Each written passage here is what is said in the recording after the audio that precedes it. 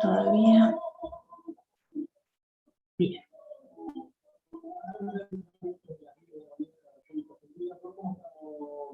Bien.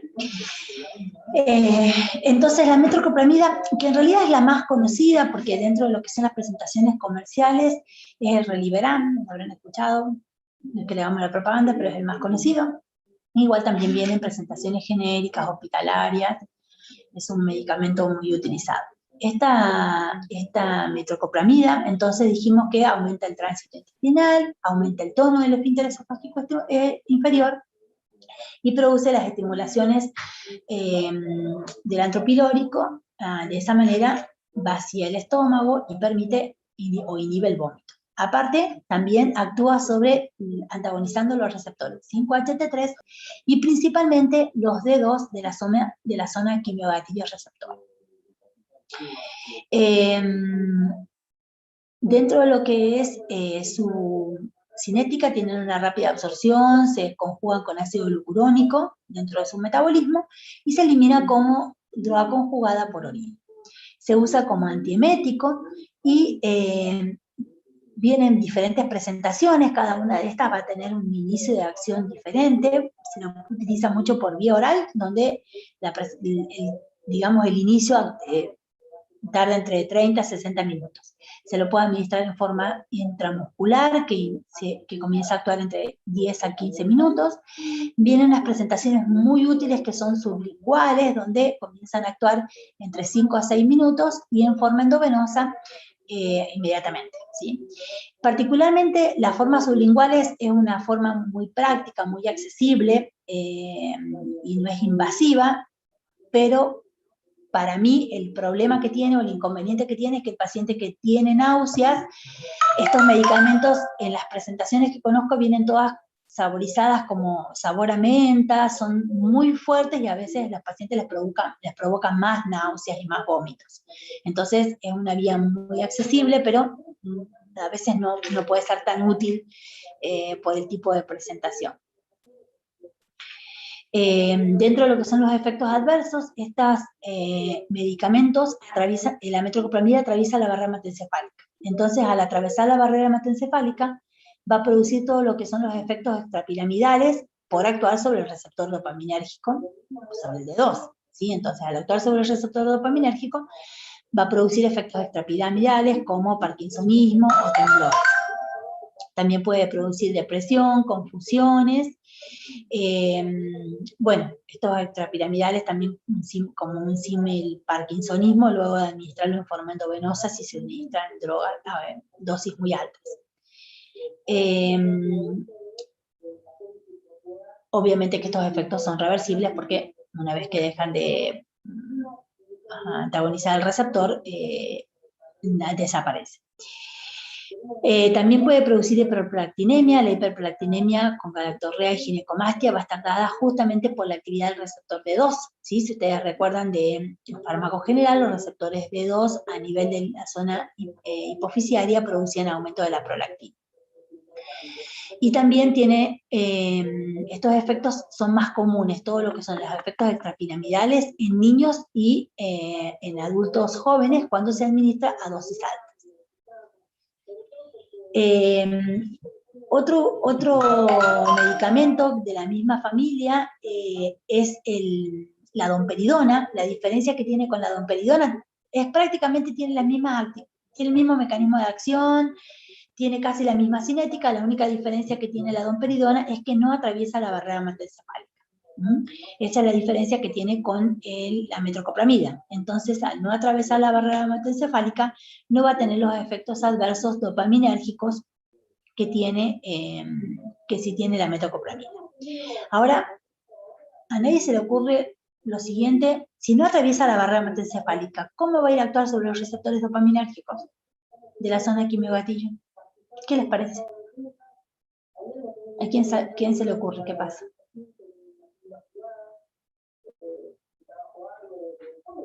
¿A nadie se le ocurre? ¿Cómo haría? Si no atraviesa la barrera hematoencefálica, ¿cómo hace para actuar sobre los receptores dopaminérgicos de la zona quimiogatillo?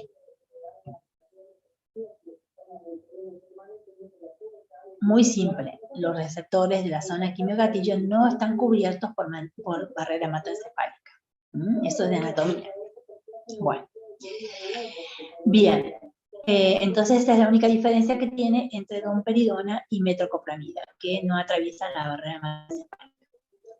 Bien, de ahí vamos a tener otros otros antieméticos, como son los antagonistas de los receptores HT5, histaminérgicos, como el ondansetron, el gandisetron.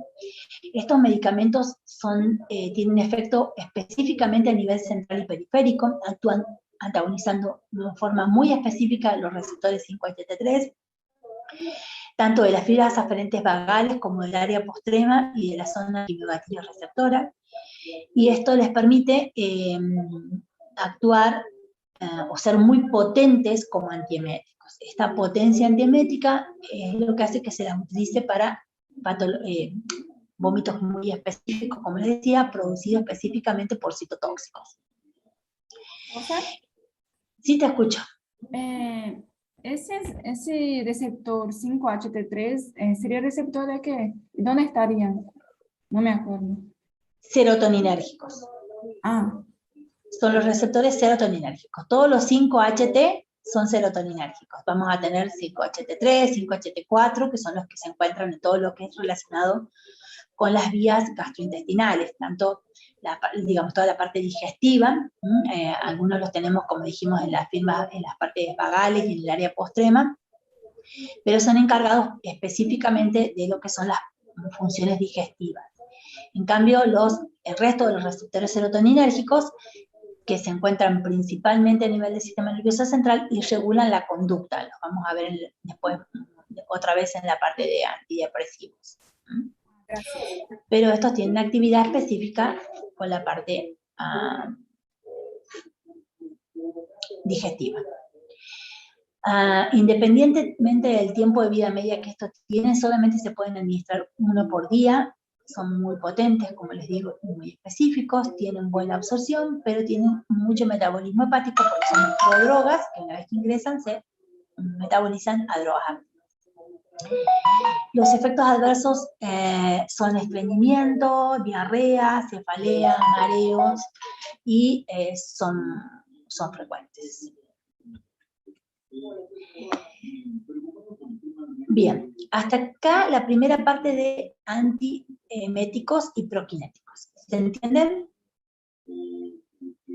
Porque ahora vamos a pasar al otro extremo. Bien, ahora vamos a hablar de los antiespasmódicos y de las drogas utilizadas para la diarrea y la constipación. Bien, los antiespasmódicos son anticolinérgicos y justamente lo que van a ir a hacer es disminuir los espasmos, ¿sí? Lo que está relacionado con los espasmos o el peristaltismo intestinal. Todas estas drogas son anticolinérgicos directamente derivados de la atropina. Así que si ustedes se acuerdan de atropina, que seguramente la vieron en fisio, van a entender muy bien cómo actúan estas drogas. ¿Sí? Tenemos estos derivados de la atropina como la iosina. Bueno, acá les puse al lado los nombres comerciales porque son muy conocidos. La iosina es la buscapina, el propinol que es el Sertal, la trimibutina es el Pridex, el bromuro de etilio es el espasmotil, y un montón más de este grupo que lo que hacen es disminuir el peristaltismo o las contracciones del intestino. Estos antiespasmódicos regulan la motilidad intestinal, lo hacen actuando como anticolinérgicos sistémicos y actúan antagonizando los receptores muscarínicos de acetilcolina. Dentro de lo que son las reacciones adversas vamos a tener todo lo que está relacionado con la atropina. ¿Sí? Vamos a tener sequedad de boca, constipación, en la sobredosis puede haber, si nosotros usamos dosis muy altas, vamos a tener todo lo que es excitación psicomotriz, alucinaciones, pérdida de memoria. Por lo tanto, hay que tener mucho cuidado cuando lo vamos a administrar en dosis altas, porque si bien son medicamentos que son de venta libre, muchos de ellos, y que se los comercializa fácilmente, pero recuerden que actúan sobre los receptores muscarínicos. Cuando se los administra por vía parenteral en forma rápida pueden producir hipotimia, pueden ser porque son vasodilatadores periféricos. Recuerden que la atropina era un vasodilatador periférico. Van a estar contraindicados en todo lo que es la miastenia gravis y en el embarazo la contraindicación es relativa, ya que hay algunas patologías en las cuales lo utilizamos, como por ejemplo en el caso de las amenazas de parto prematuro, las amenazas de aborto, se dan este tipo de anticolinérgicos para disminuir las contracciones uterinas, y en el caso de querer acelerar el parto, se le utiliza para relajar el cuello del útero. Así que son contraindicaciones relativas. Bien, todas estas drogas entonces derivan de lo que es la atropina.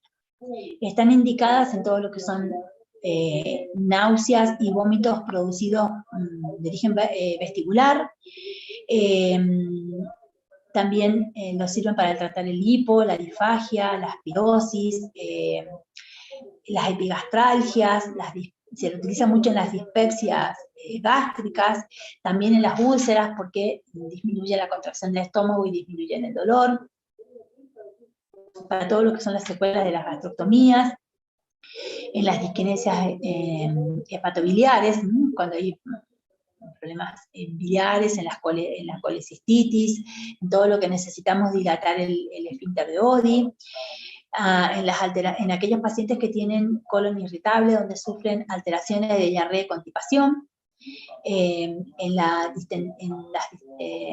diferentes alteraciones de los tránsitos gastrointestinales postoperatorios, en algunas gastroenteritis agudas, la gastroenteritis aguda donde necesito disminuir los síntomas pero no cortar la diarrea.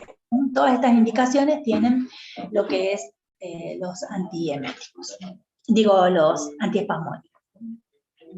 Bien, ¿dudas sobre antiespasmódicos? No, profe, no, profe. Bueno, bien. Después vamos a los antidiarreicos. Dentro de los antidiarreicos vamos a tener salicilato de bismuto. El salicilato de bismuto es un quelante que se une a la superficie de la úlcera. Este también es una droga muy parecida al sucralfato, solo que tiene otros componentes. Y aparte de actuar sobre, digamos, la superficie de la úlcera, es un antisecretagogo, disminuye la secreción de disminuyendo el peristaltismo, es un antimicrobiano y un antiinflamatorio. Se lo suele utilizar mucho para las diarreas, prácticamente no tiene absorción, tiene acción local, se puede administrar 4 a 8 veces al día, alivia también lo que son las náuseas y los cólicos, pero produce constipación y tiñe las heces y la lengua de negro. ¿Qué más? Bueno, esto también se lo utiliza a veces en el tratamiento de la úlcera, pero está más indicado para las diarreas. Es importante que le digamos al paciente que le va a producir esta coloración negra de las heces y nunca lo debemos administrar si necesitamos hacer cultivos o tomar muestras de materia fecal, porque tiene este efecto antimicrobiano que, si bien es muy bajo, me impide después el cultivo de la materia fecal. Otros antidiarreicos muy importantes y que son específicamente antidiarreicos son los derivados de los opioides, como la loperamida. La loperamida es el difenoxilato también se lo utiliza, pero tiene más reacciones adversas, por lo tanto se utiliza menos. La loperamida es un opioide que atraviesa muy poco la barrera hematoencefálica y que concentra muy poco el nivel del sistema nervioso central, lo que le permite tener actividades, mucha más actividad a nivel periférico que central, disminuye el tránsito intestinal, aumenta el tono del esfínter anal, entonces de esta manera disminuye la diarrea. Aparte, es un antisecretor de la toxina colérica y de la Escherichia coli. Esto es importante porque, bueno, recuerden que cuando, seguramente esto lo vieron en micro, pero cuando nosotros tenemos diarreas de origen infeccioso, no debemos cortar la diarrea, porque hay que eliminar la bacteria para que no siga produciendo la infección. Entonces, cuando las diarreas son de origen infeccioso, lo ideal es no cortar la diarrea, dejar que se elimine la bacteria. Ahora, cuando nosotros tenemos la toxina colérica o la diarrea producida por cólera, Es tan grave la diarrea que produce la mortalidad del paciente. En este caso sí se utiliza la loperamida, y aparte tiene esta ventaja de que es un antisecretor de la toxina del cólera, o sea que actúa sobre la bacteria disminuyendo la toxicidad de la bacteria, podríamos decir. Tiene metabolismo hepático, tiene un efecto a las 3 horas, bueno, se administra una dosis de carga y luego se va dando dosis más bajas, es más eficaz que sus derivados y prácticamente no produce efectos adversos porque, ya termino, en 5 minutos. Dale. Es más eficaz entonces que el difenoxilato y lo que sí a dosis muy alta puede producir efectos adversos derivados por lo que es un derivado de la morfina, como la depresión respiratoria, pero obviamente que son muy raros y necesitan dosis muy alta porque su concentración en el sistema nervioso central es muy escasa. Bueno, el difenoxilato también es un derivado de la meperidina, de los opioides, que atraviesa también la barra hematoencefálica y la verdad es que como atraviesa más la barra hematoencefálica y tiene menos efecto a nivel intestinal, se le utiliza menos. Las indicaciones de los antidiarreicos son muy específicas, ¿sí? Las diarreas no se deben cortar, como les decía, si son de origen infeccioso, y en este caso se utilizan para las diarreas para el cólera o en aquellos pacientes que tienen diarreas por otras causas, como por ejemplo las alteraciones del peristaltismo por la diabetes, o ese tipo de patologías, si no. Bien, estamos terminando, nos quedan los laxantes nada más. Dentro de lo que son los laxantes vamos a tener los laxantes osmóticos y los laxantes osmóticos, los humectantes y los laxantes estimulantes. ¿Esto qué quiere decir? Los osmóticos lo que van a ir a hacer es producir un aumento del soluto adentro del intestino para arrastrar solvente y de esa manera aumentar la masa de la materia fecal y poder eliminarla, también fluidificarla y eliminarla. Los humectantes y emolientes son aquellos que van a ir a hacer es justamente humectar a la materia fecal, dejarla como más grasosa y más blanda para que se pueda eliminar. Y los irritantes lo que van a ir a hacer es producir una irritación sobre el aparato, sobre la pared intestinal, que esta irritación hace que aumente el peristaltismo y de esa manera se produzca la defecación. Dentro de los laxantes osmóticos vamos a tener todo lo que son las sales, como las sales de magnesio o el fosfonato de sodio. Después vamos a tener algunos derivados de los alcoholes, como por ejemplo el mannitol, el sorbitol. ¿Se acuerdan que también los habíamos visto que eran diuréticos osmóticos?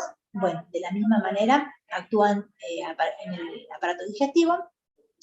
Y después algunas sustancias como el salvado o las semillas, que son los psyllium, que son las semillas. Bueno, todo esto simplemente aumenta la masa de la materia fecal, permite, al ser osmótico, permite que aumentar el soluto dentro del intestino. También se aumenta el solvente, se aumenta la humidificación de estas heces y se elimina. Los humectantes vamos a tener la vaselina y algunas sales como de sodio o de calcio, pero el más común es la vaselina, que lo que va a ir a hacer es humectar, es como un aceite que humecta y emboliza la materia fecal para que se produzca más fácil la defecación.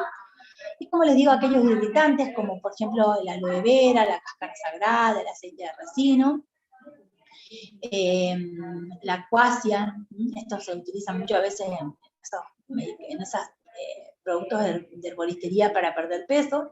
Lo que hacen es irritar la pared del intestino. Al irritar la pared del intestino se aumenta el peristaltismo y se produce la defecación. Y lo último que nos queda son los antagonistas, son aquellos antagonistas de acción dual dentro de los receptores dopaminérgicos. Estos, como la sulfirida, la vamos a volver a ver dentro de lo que son las drogas antipsicóticas, pero estas drogas tienen una acción bipolar. Quiere decir que a dosis bajas producen una actividad sobre la acción dopaminérgica del hipotálamo y sirven para todo lo que son las enfermedades psicosomáticas. Hablamos de enfermedades psicosomáticas como colon irritable, prurito psicogénico, y por eso la vemos acá, particularmente dentro de lo que es el tratamiento del colon irritable. Es el último escalón para el tratamiento del colon irritable, y es una droga que es moduladora, entonces, de los receptores dopaminérgicos de acción central. Bien. Hemos terminado con la parte de ¿dudas de esta última parte? Profe, Te escucho. en un caso de gastroenteritis aguda, donde el paciente tiene muchas náuseas, mucho vómito, ¿sería suficiente solamente la iosina o estaría bueno también administrar una metoclopramida? Bien. Siempre que tenemos pacientes con gastroenteritis, lo más importante es saber la causa, porque si no sabes la causa, no vamos a poder hacer un buen tratamiento. Cuando el paciente tiene vómitos y diarrea, lo más importante primero es cortar el vómito, porque el vómito es lo que más deshidrata y también lo que más hace perder electrolitos. Entonces, lo que habitualmente se administra primero son antieméticos. Y ahí hay que buscar la causa. Generalmente, la mayoría de las causas de gastroenteritis son toxigénicas, ya sea toxinas bacterianas, virus o distintos tóxicos que se puedan haber ingerido. En todos estos casos, lo ideal no es cortar la diarrea porque justamente dejas la sustancia dentro del intestino. Se pueden dar antieméticos como la iosina para disminuir un poco la sintomatología y el dolor intestinal, pero la diarrea no se la corta. Y cuando vos tenés diarreas infecciosas, que en este caso recuerden que eran las diarreas disentéricas, ¿se acuerdan? Cuando hablaban en micro de las disentéricas, aquellas que tienen sangre, pus, que están producidas por una bacteria que ya no es que se genera toxina, sino que la bacteria hace una bacteriemia, que hay fiebre, que produce que atraviesa el intestino y circula. En estos casos se utilizan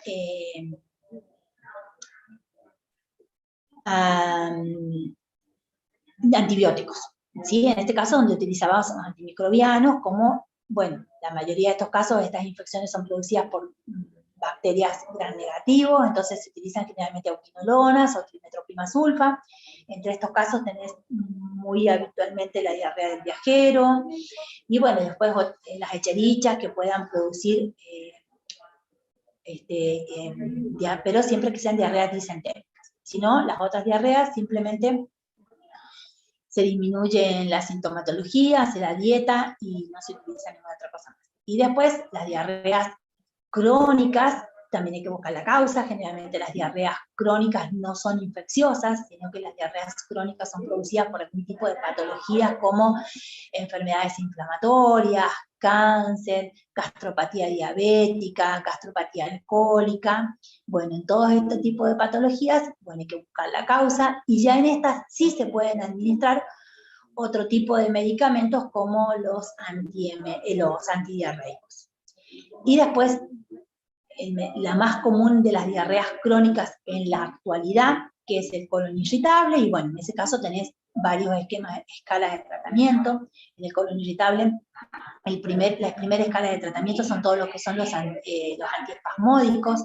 Se usa mucho la trimebutina, el bromuro, que son antiespasmódicos, y lo que van a hacer es relajar el intestino, disminuir el peristaltismo, y de esa manera, como son producidas por irritación, digamos, más que nada producidas por el estímulo vagal, emocional, entonces funcionan muy bien los antiespasmódicos.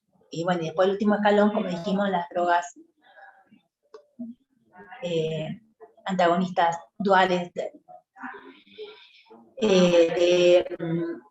los D2, como la sulfita. Bien, gracias. Bien, ¿alguna otra duda? Bueno. No, profe, una preguntita. No estaba indicado los antiespasmódicos, pero los para hemorroides también, ¿no? Se utiliza, ¿no? Sí, no, pero sí, en realidad, porque los antiespasmódicos nosotros lo estamos viendo acá en el aparato digestivo, pero recuerden que disminuyen a ver, los antiespasmódicos son derivados de la atropina. Se lo utiliza en el caso de las hemorroides porque en el caso de las hemorroides, si vos aumentás el peristaltismo intestinal, estás apretando la pared del intestino y de esa manera estás generando, porque las hemorroides son como lo que comúnmente la gente denomina varices, ¿sí? O sea, son esas venas que se ponen insuficientes, que se inflaman. Entonces sí se utilizan dentro del tratamiento generalmente antiinflamatorios para disminuir el proceso inflamatorio, se utilizan antiespasmódicos para que disminuya el peristaltismo y sino el músculo del intestino al contraerse. Las hace marcarse más, y también se utilizan muchos tratamientos locales, como por ejemplo antiinflamatorios locales, se utilizan venotónicos también, van a ver que ahora se utilizan muchos venotónicos, y dentro de lo que son los tratamientos locales con cremas, que suelen ser los que más rápidamente actúan, ya sea cremas o supositorios, vienen asociados a antiinflamatorios y también a lidocaína para el dolor. Generalmente los pacientes, estas hemorroides, cuando no se mejoran con el tratamiento, y muchas veces se trombosan y generan hemorragias digestivas bajas, que bueno, generalmente no son muy graves y cortan solas, pero son de ese paciente que cada vez que va al baño pierde un poquito de sangre. En todos estos casos suele ser la cirugía de tratamiento definitivo. Sí. Gracias. De nada. ¿Alguna otra duda? Bueno, si no tenemos más dudas, nos vemos la próxima semana, y al resto los vemos en los prácticos. Cualquier duda, preguntan por la plataforma. Bueno, gracias. Chao chicos, hasta luego. Gracias. Gracias, Chao. profe.